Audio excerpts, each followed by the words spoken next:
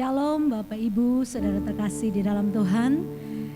Hari ini sudah masuk hari Minggu dan setiap kita sudah mempersiapkan diri untuk belajar menyembah Dia, belajar menyenangkan Tuhan dengan apapun juga yang akan kita persembahkan pada saat ini. Mari dimanapun kita berada, kita siapkan hati kita. Kita akan menerima lawatan Tuhan. Terima kasih Bapa. Ini setiap kami jemaat-jemaat-Mu. Kami rindu menghampiri-Mu.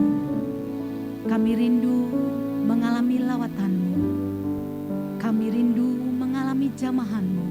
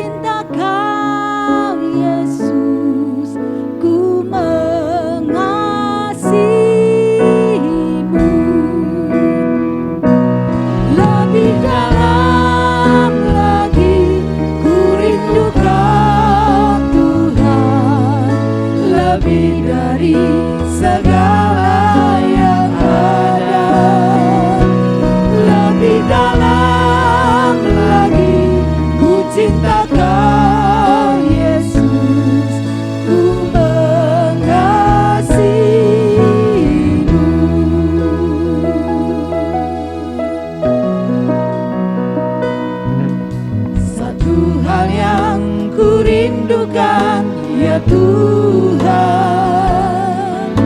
selalu berada di dekatmu. Dengan senang hati, dengan senang jiwa, ku menanti di hadiratmu. Satu hal yang ku rindukan ya Tuhan,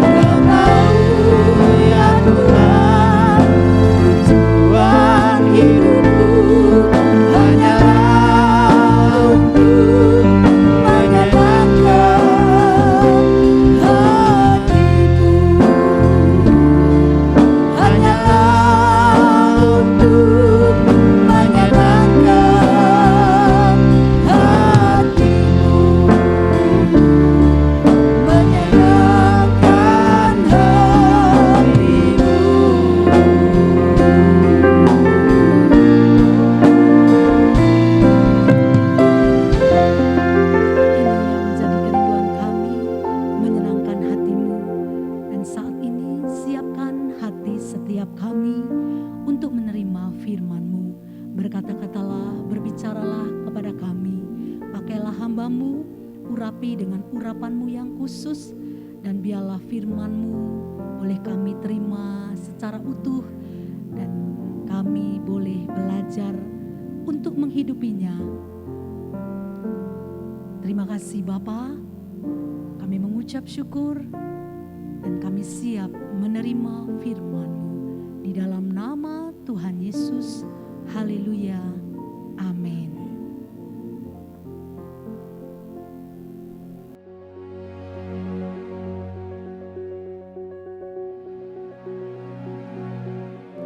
Bapa, kami bersyukur Tuhan Yesus.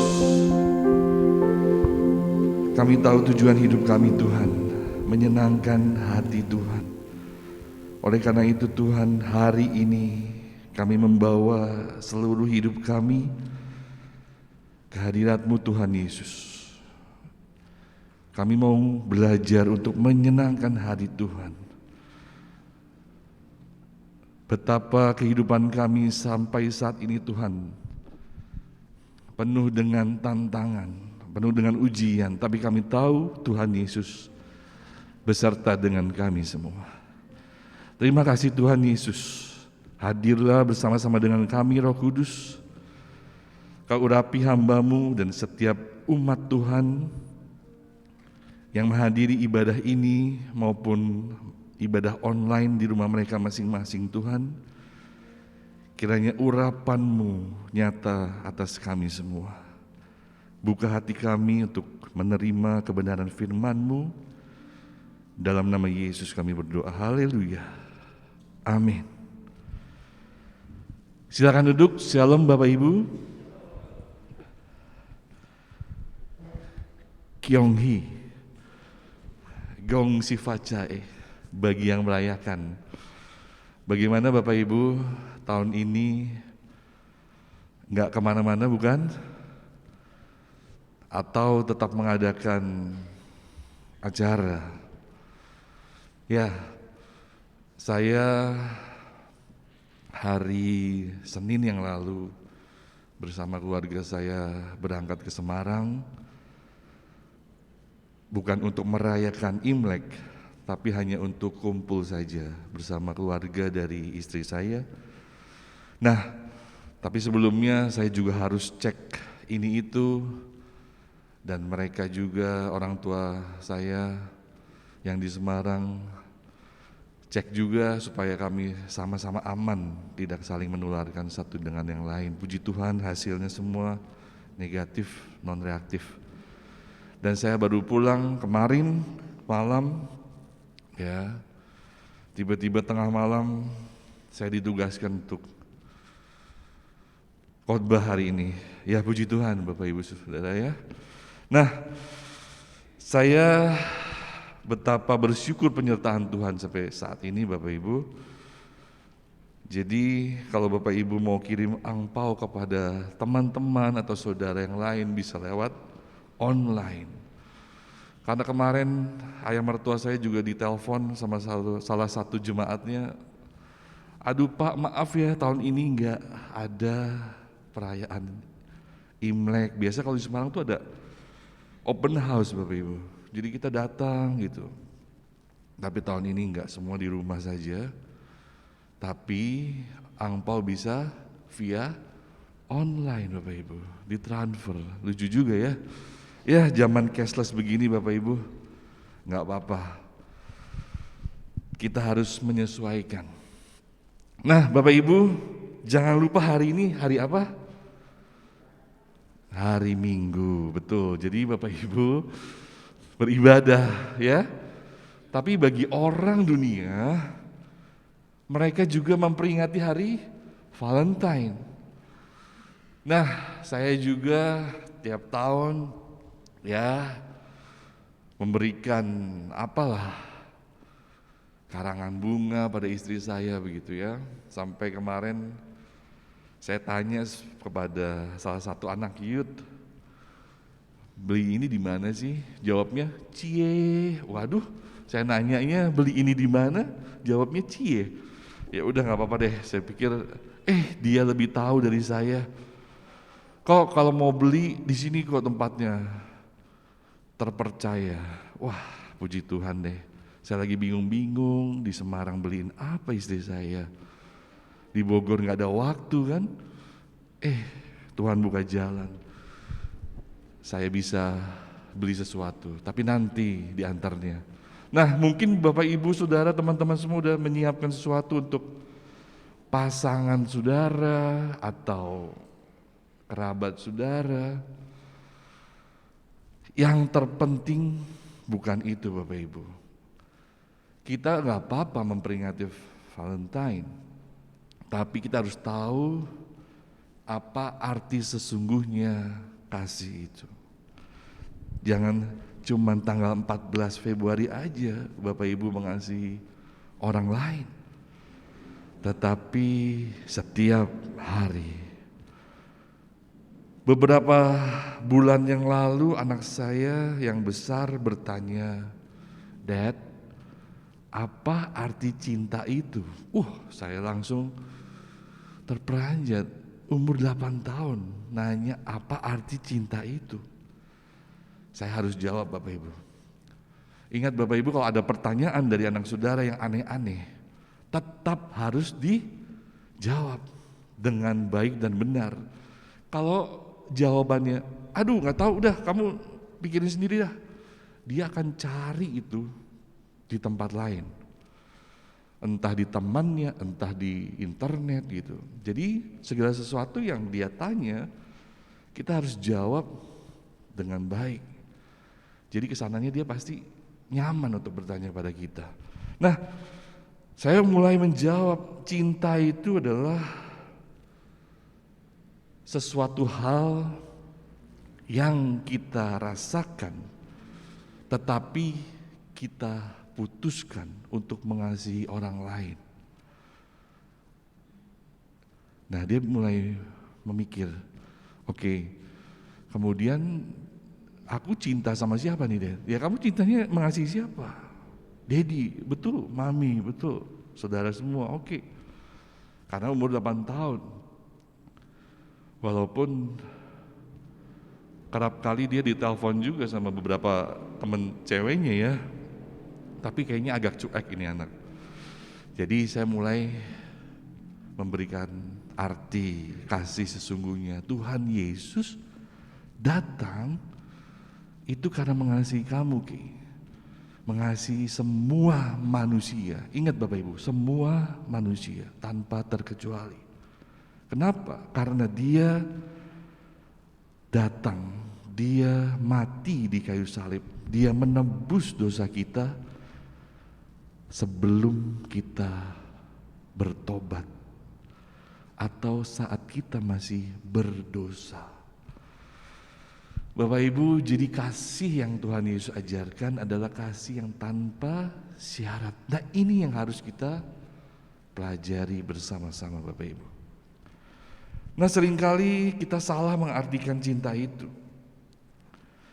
Cinta itu atau kasih itu digambarkan seseorang suka sekali atau sayang betul, mengasihi sekali, ingin sekali, rindu sekali. Kalau dalam bahasa Inggris satu kata, love, Bapak Ibu.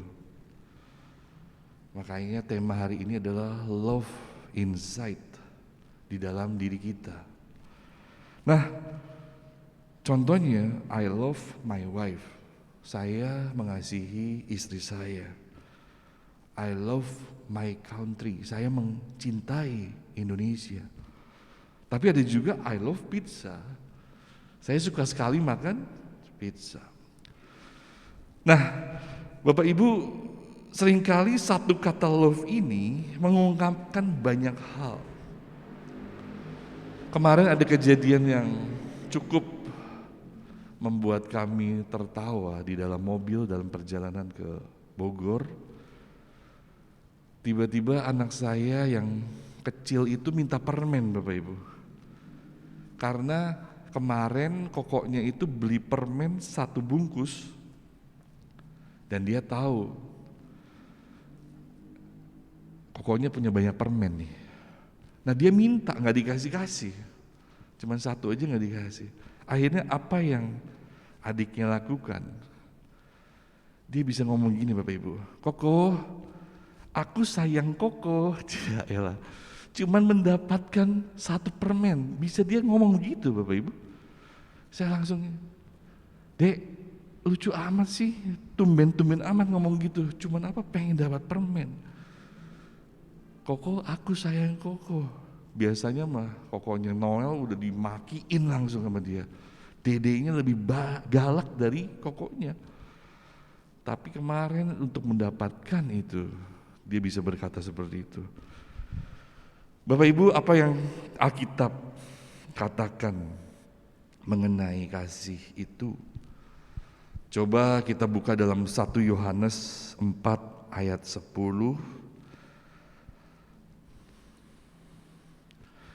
1 Yohanes 4 ayat 10 dikatakan demikian, inilah kasih itu, bukan kita yang telah mengasihi Allah, tetapi Allah yang telah mengasihi kita dan yang telah mengutus anaknya sebagai pendamaian bagi dosa-dosa kita. Nah, kematian Yesus Kristus adalah ukuran kasih Allah bagi manusia, Bapak Ibu. Jadi begitu besar kasihnya akan dunia ini, sehingga ia rela mengaruniakan anak yang tunggal. Bapak Ibu bisa bayangkan kan, kalau kita merelakan anak kita seperti apa? Ya, yang itu harus kita bayangkan, Allah juga punya perasaan seperti itu. Mengorbankan anak yang tunggal hanya untuk menebus dosa manusia. Kalau dipikir-pikir, Allah itu bisa memusnahkan seluruh manusia dan dia bisa ciptakannya lagi yang baru. Tapi kenapa enggak? Bapak Ibu kalau belajar baca Alkitab dari Perjanjian Lama, di situ pelan-pelan kita mengerti bahwa kasih Allah itu, walaupun bangsa Israel tegar tengkuk, tapi tetap dikasihi terus. Sampai akhirnya perjalanan mereka sampai ke tanah perjanjian. Nah, itulah kasih Allah. Dan dalam perjanjian baru kita mengenal Yesus Kristus yang mati bagi dosa-dosa kita. Bapak Ibu, penyakit sebenarnya yang paling dihindari orang adalah tidak dikasihi, Bapak Ibu. Tidak dikasihi. Kita akan sangat sakit kalau kita tidak bisa merasakan kasih itu.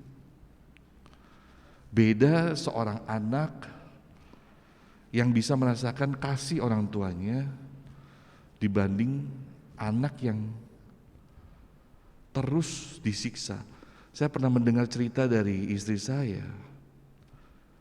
Di sebuah negara ada anak yang diambil dari panti asuhan. Seolah-olah mereka pasangan suami istri ini mengasihi anak itu. Ternyata disiksa, Bapak Ibu. Dan ketahuannya setelah anak itu meninggal. Jadi dititipkan kepada tempat titip anak begitu, badannya udah biru-biru segala macam. Dilaporkan kepada orang tuanya, orang tua angkatnya bilang enggak, itu jatuh segala macam. Tapi ternyata sebagai bahan buat orang tua itu memukuli anaknya. Kita bisa lihat mukanya sebelum dia datang ke keluarga ini sampai dia meninggal, sebelum meninggal itu beda banget Bapak Ibu. Orang yang dikasihi dan tidak dikasihi, walaupun dia di panti asuhan, dia dikasihi loh. Jadi mukanya fresh, senyum, tapi setelah dia di keluarga itu beda banget, dan akhirnya anak itu meninggal. Kasihan Bapak Ibu. Sekarang lagi diusut. Nah, inilah dunia ini. Apa yang ada di dunia ini itulah orang begitu banyak melakukan hal-hal yang tidak sepatutnya dilakukan karena gak ada kasih itu. Tetapi kita harus bersyukur bahwa kita menerima kasih Kristus, Bapak Ibu. Bapak Ibu yang kasih, pandangan firman Tuhan mengenai kasih itu adalah yang pertama, kasih adalah perintah Tuhan. Sebagai orang tua, kalau memberikan perintah kepada anak, anaknya taat, senang gak Bapak Ibu?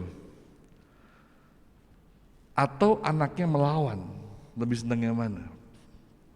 Pasti kita senang yang taat. Begitu juga Bapa di sorga punya perintah kita mengasihi. Kalau kita tidak taat, apakah Bapa senang?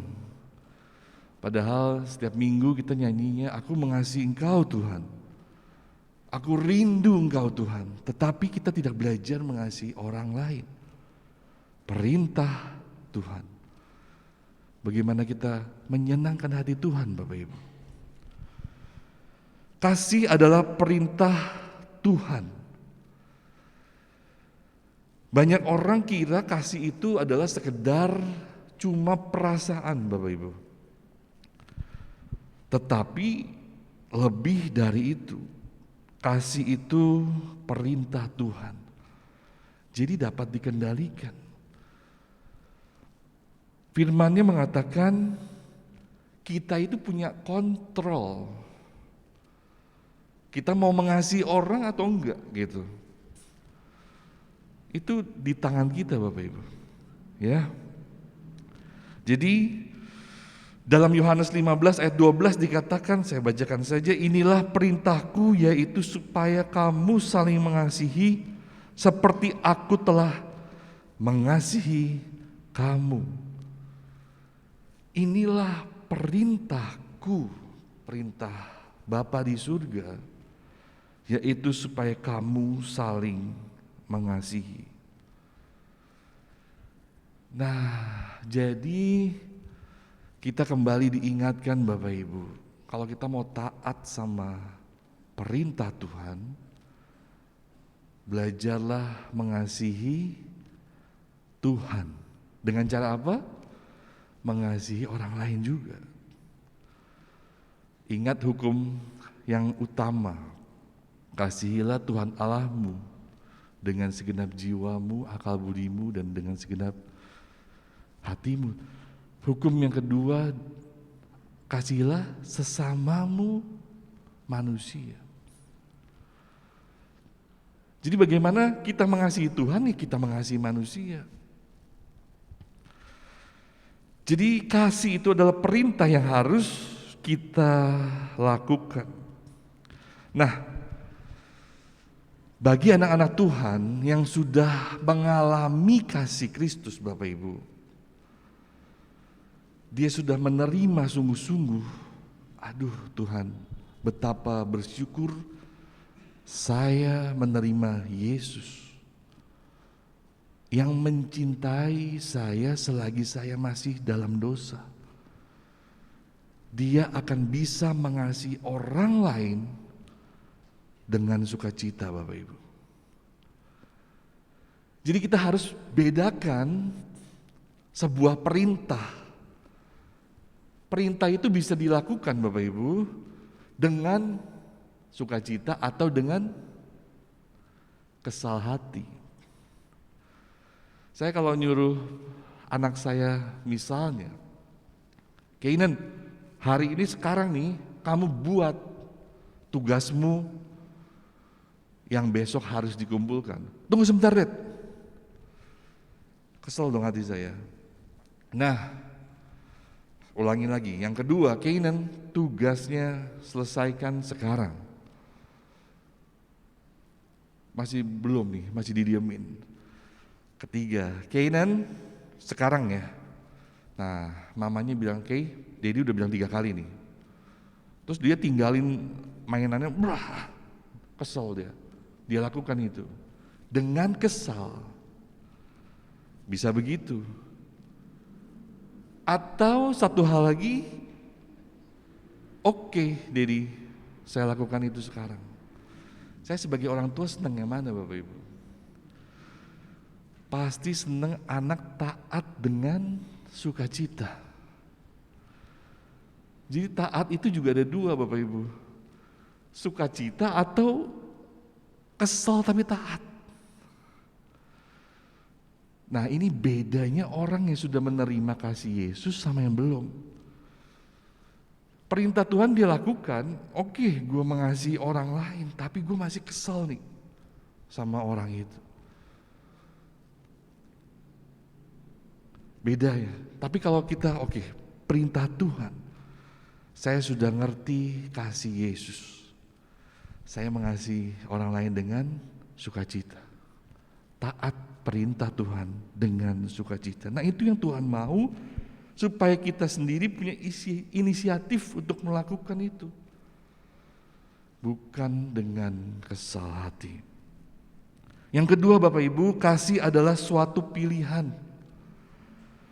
Di dalam Kolose 3 ayat 14 dikatakan, dan di atas semua itu kenakanlah kasih sebagai pengikat yang mempersatukan dan menyempurnakan. Jadi kenakanlah. Nah, saya ambil contoh begini Bapak Ibu, setiap pagi pasti kita akan mencoba mengenakan pakaian kita. Kita akan memilih apa yang harus aku pakai ini. Sama dengan kasih itu. Setiap hari kita harus memilih. Kita mau mengenakan kasih itu atau tidak. Jadi kasih itu belajar memutuskan pilihan yang benar setiap hari. Seringkali kita udah emosi duluan dibanding memilih mengenakan kasih. Mari Bapak Ibu sama-sama kita belajar. Hamba Tuhan juga sama-sama belajar untuk mengenakan kasih setiap hari. Itu pilihan kita. Ya, Bapak Ibu, saudara semua, kita diberikan pilihan untuk mengasihi hari demi hari.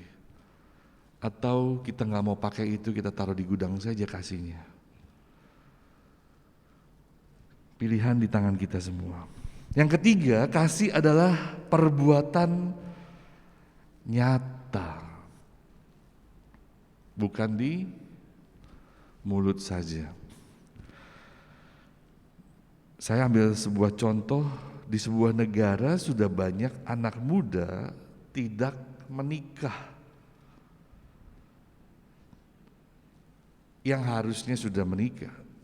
Tapi ada trennya, memang dia nggak menikah Bapak Ibu. Tapi dia pacaran dengan robot. Sebenarnya gampang sih, kenapa sih dia bisa mau sih pacaran dengan robot?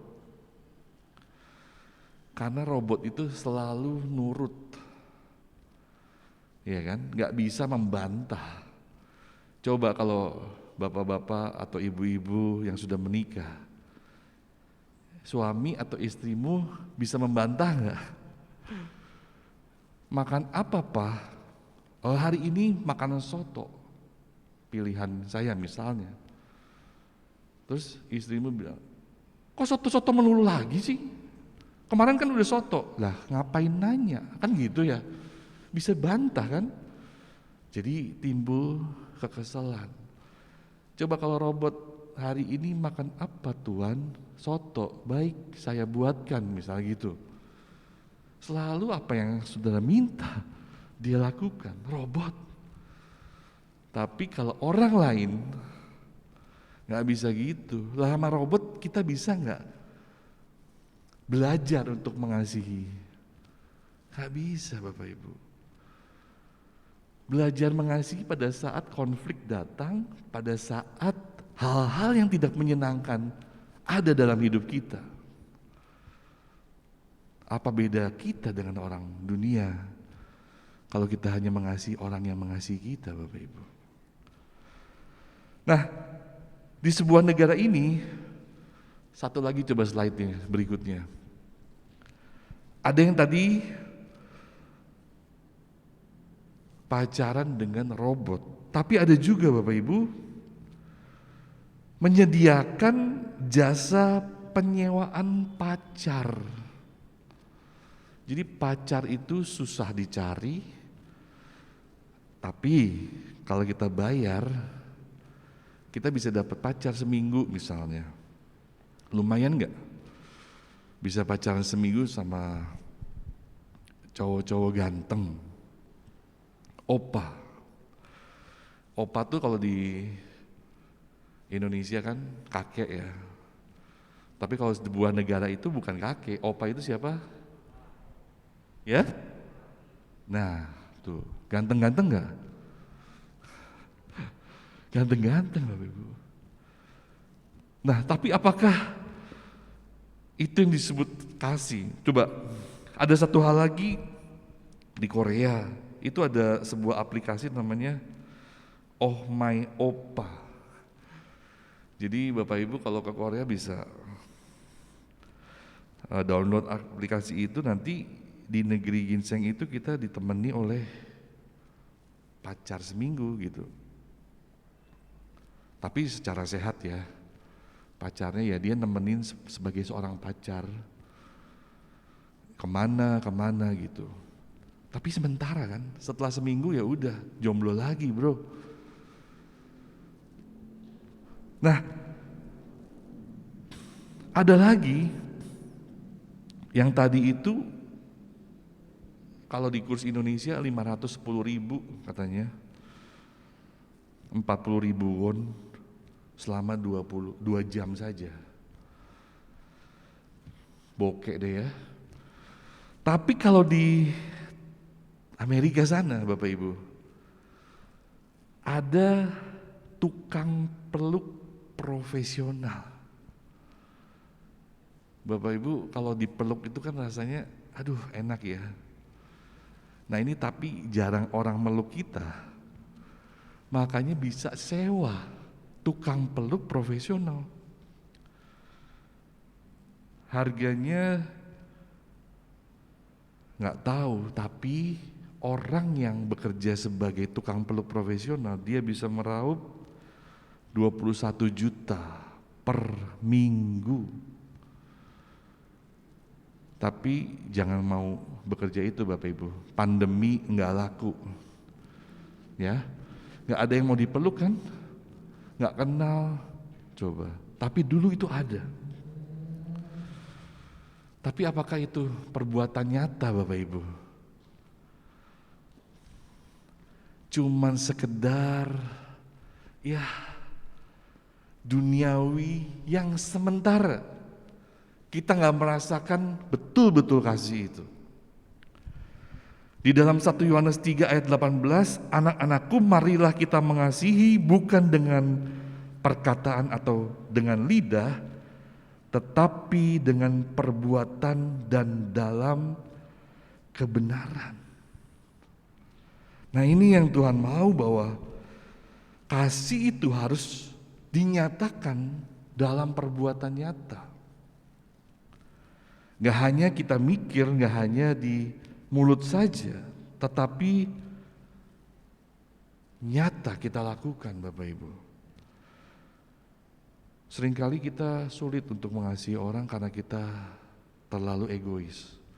Yang kita pikirin hanya diri kita sendiri. Padahal banyak sekali cara pandang orang yang berbeda. Ya.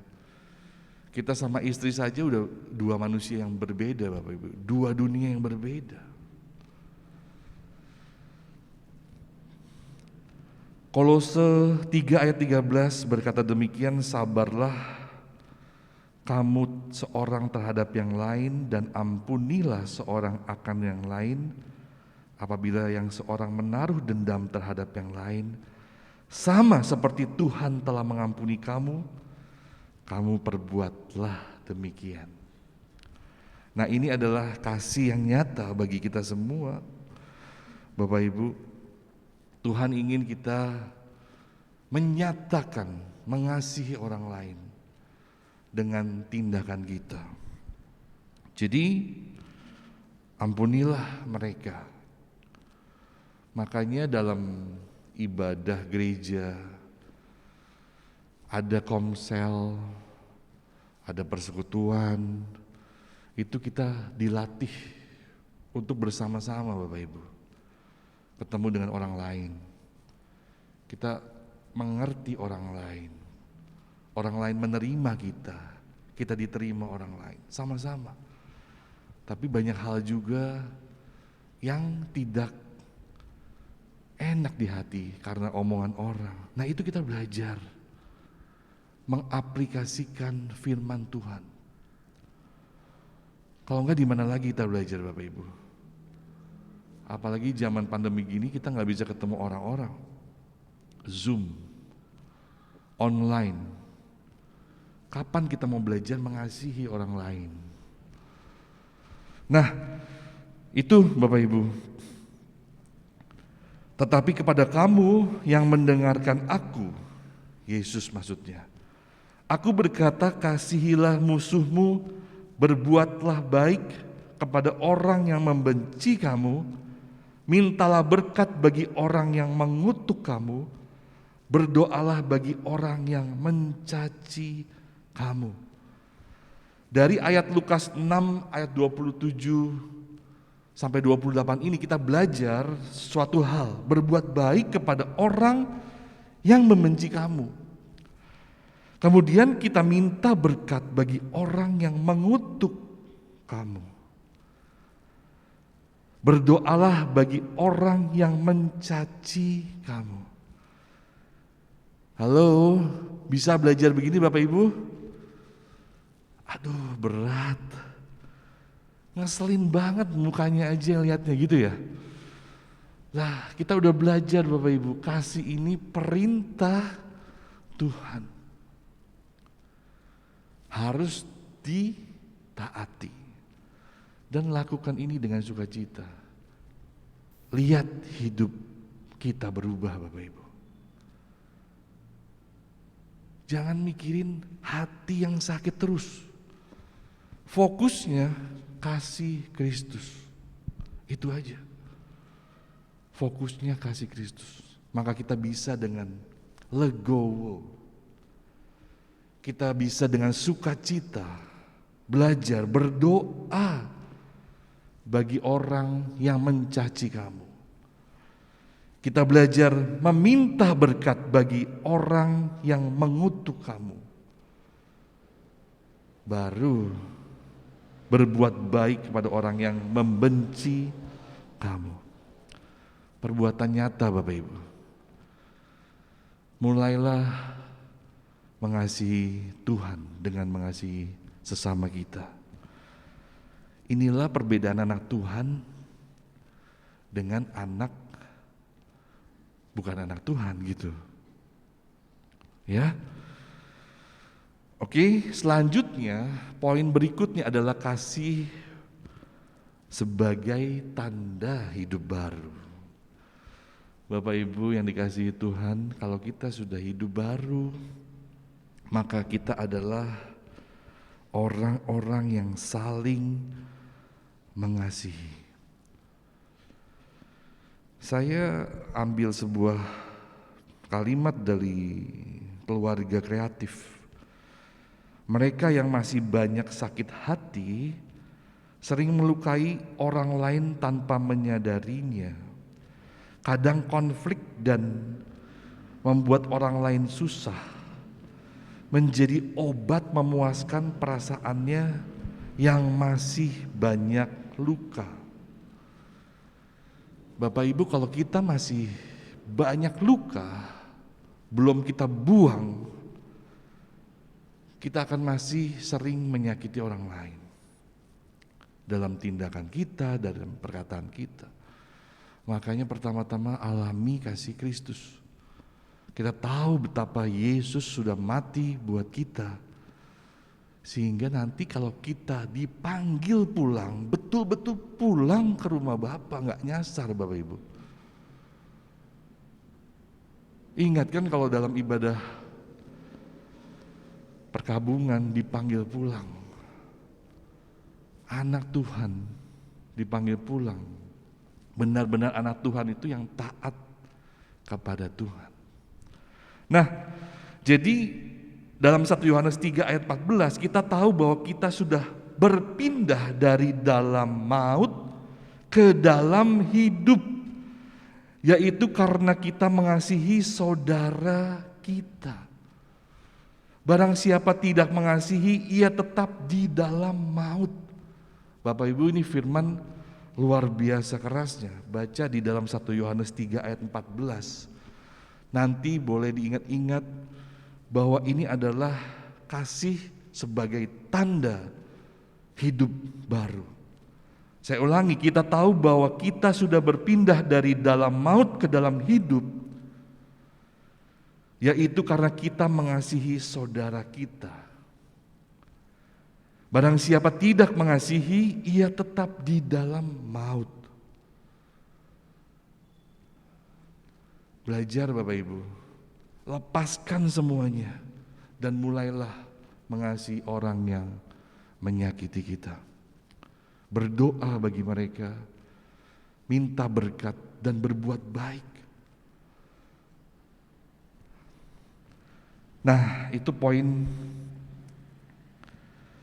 yang tadi, kasih sebagai tanda hidup baru. Dan poin yang terakhir Bapak Ibu, kasih adalah komitmen kita. Nggak ada pernah kata terlambat Bapak Ibu untuk mengasihi orang. Jadi kalau kita belum mengasihi, mulailah hari ini. Kita taat kepada perintah Tuhan, buang segala dendam, buang segala akar pahit, dan mulai mengasihi orang itu. Nah, kalau kita sudah belajar mengasihi, terus lakukan itu dengan komitmen dalam hidup kita Bapak Ibu. Saya dulu ingat ada anak muda di sebuah gereja. Kami mengasihi gereja ini, misalnya gitu Bapak Ibu. Penuh dengan semangat. Beberapa bulan kemudian entah kemana, nggak ada komitmennya. Ya, itu salah satu contoh. Jadi komitmen itu adalah sesuatu yang kita lakukan terus menerus. Kita berkomitmen. Suatu saat saya lagi antar ayah ibu saya ke dokter gigi di sebuah rumah sakit Bapak Ibu di Jakarta. Nah, saya belajar banyak dari kedua orang tua saya. Jarang sih mereka sakit, tapi kalau sakit ya bisa sakit. Kalau mereka antar salah satu, misalnya ibu saya yang sakit, mama saya yang sakit, papi saya tuh antar dengan sukacita, penuh kasih. Nah, kalau ayah saya yang sakit, ya ibu saya juga antar ayah saya dengan sukacita, dengan kesabaran. Nunggu lama, saya aja yang nggak sabaran nih ngantrinya. Tapi ibu saya tetap sabar nunggu tapi dia cuma nunggu loh. Jadi saya belajar banyak. Ini orang tua saya luar biasa. Salah satu sakit diantar dengan penuh kesabaran. Saya lagi masuk sebuah rumah sakit, ada 2 pasangan, sudah berumur juga, dan 1 anaknya. Mereka bertiga, sama dong sama saya. Cuman mereka keluar, sang suami sambil mengomel. Mereka habis dari rumah sakit, istrinya diem, lagi sakit, suaminya ngomel, ngeluh. Lu sih maunya di sini lu, udah mahal, gitu coba Bapak Ibu. Saya bingung, aduh, nggak tambah sakit tuh ibunya. lagi sakit diomelin, sampai masuk mobil terus diocehin Bapak Ibu. Itu saya lihat sendiri di depan orang tua saya. Saya bersyukur punya orang tua yang banyak mengajarkan hal-hal yang baik. Komitmen suami istri lupa Bapak Ibu. Janji pernikahan lupa dalam sehat, sakit, senang, susah, kaya, miskin. Kalau lagi sakit aja udah diomelin istrinya. Kan kasihan Bapak Ibu. Itu baru suami istri, orang yang terdekat, belum orang lain. Bapak Ibu, mari kita belajar berkomitmen. Kasih kita lakukan, bukan hanya tanggal 14 hari ini Bapak Ibu. Day by day, setiap hari. 1 Yohanes 4 ayat 16, kita telah mengenal dan telah percaya akan kasih Allah kepada kita. Allah adalah kasih, dan barang siapa tetap berada di dalam kasih, ia tetap berada di dalam Allah, dan Allah di dalam dia. Allah berkomitmen mengasihi saudara semua. Coba kalau kita baca Alkitab, itu komitmen Allah terus dinyatakan bagi umat manusia sampai hari ini. Tapi manusianya yang tidak berkomitmen untuk mengasihi Allah. Bapak Ibu, belajarlah sama-sama untuk terus berkomitmen mengasihi orang lain, terutama keluarga kita dulu. Kita belajar mengasihi mereka. Kiranya Tuhan Yesus memberkati kita semua. Amin. Mari kita tundukkan kepala dan kita berdoa. Bapa di dalam surga, hari ini kami telah belajar firman-Mu Tuhan. Kami mau belajar menyenangkan hati Tuhan dengan tunduk dan taat akan perintah-Mu Tuhan Yesus. Engkau lihat setiap kami Tuhan,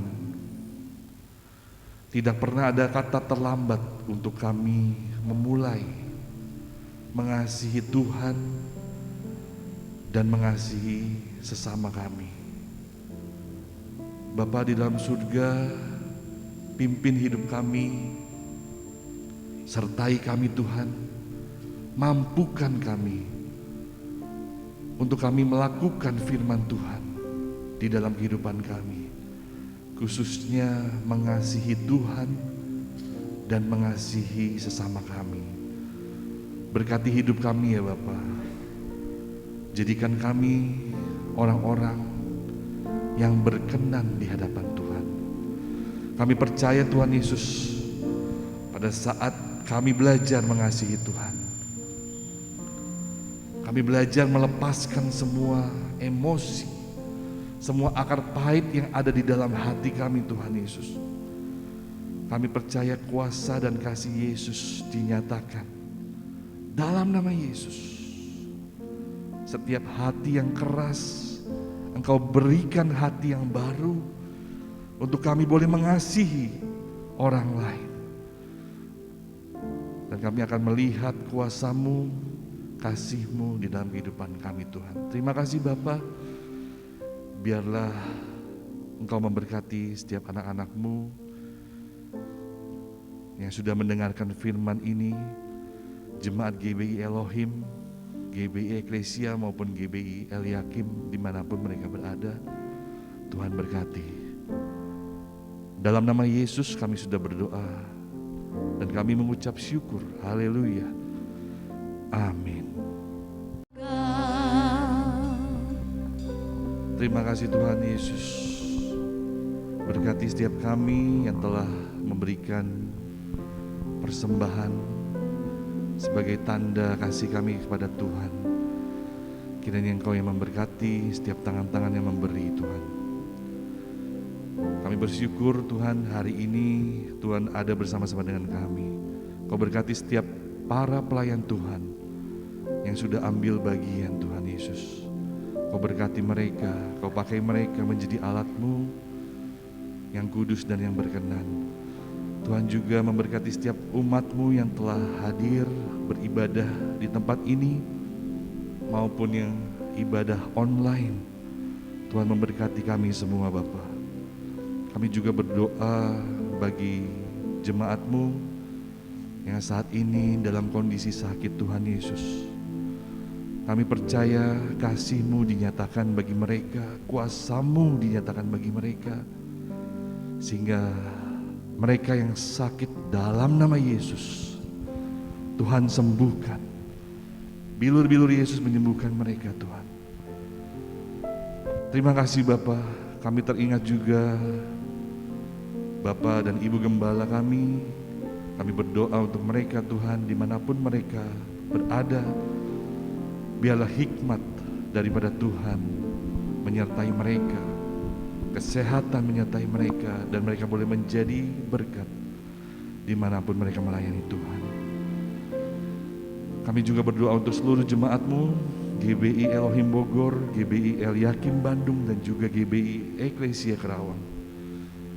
Tuhan Yesus sertai mereka, terutama saat pandemi, banyak ketakutan di sana sini Tuhan. Mari Tuhan Yesus berikan kekuatan bagi kami semua Tuhan Yesus, bahwa Yesus menyertai kami. Terima kasih Bapa. Kalau sebentar Tuhan Yesus kami akan pulang, biarlah Tuhan Yesus menyertai kehidupan kami. Jemaat yang dikasihi Tuhan, pulanglah ke rumah tanggamu masing-masing.